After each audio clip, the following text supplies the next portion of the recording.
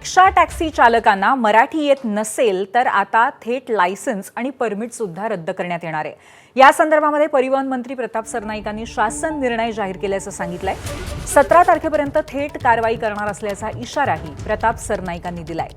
याशिवाय जे रिक्षा आणि टॅक्सी चालक मुजोरी करतील त्यांना कारवाईला सामोरं जावं लागणार आहे। त्यांच्याशी संवाद साधलाय आमच्या प्रतिनिधींनी।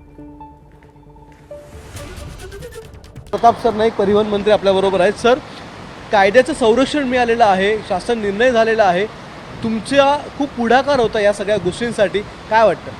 नाही बघा, कायद्याचं संरक्षण तर 1989 पासून होतं। ज्यावेळेस कायदा बनवला गेला, मराठी ज्याला व्यावहारिक ज्ञान असेल, जो रिक्षा चालक असेल किंवा टॅक्सी चालक असेल, त्याला येणं गरजेचं आहे। हा कायद्यामध्ये ती तरतूदच होती, परंतु त्याचा वापर योग्य प्रकारे होत नव्हता। रिक्षा आणि टॅक्सी चालकांनी आमच्याकडे ॲप्लिकेशन दिलं। अनेक लोकांना आम्ही स्वर्गीय शिवसेना प्रमुख हिंदू हृदय सम्राट बाळासाहेब ठाकरे यांच्या नावानं जो अभियान आम्ही राबवतोय, त्या अभियानामध्ये सहभागी ते लोक झाले। 1600 शिक्षकांचा संच पूर्ण महाराष्ट्रामध्ये त्यांना दिला आणि अतिशय चांगल्या प्रकारचं मराठीचं ज्ञान आम्ही त्यांना देतो आणि व्यावहारिक मराठीचं ज्ञान। आम्ही असं म्हणत नाही आहे की घरी जाऊन तुम्ही तुमच्या बायको पोरांबरोबर, आई वडिलांबरोबर मराठीत बोला।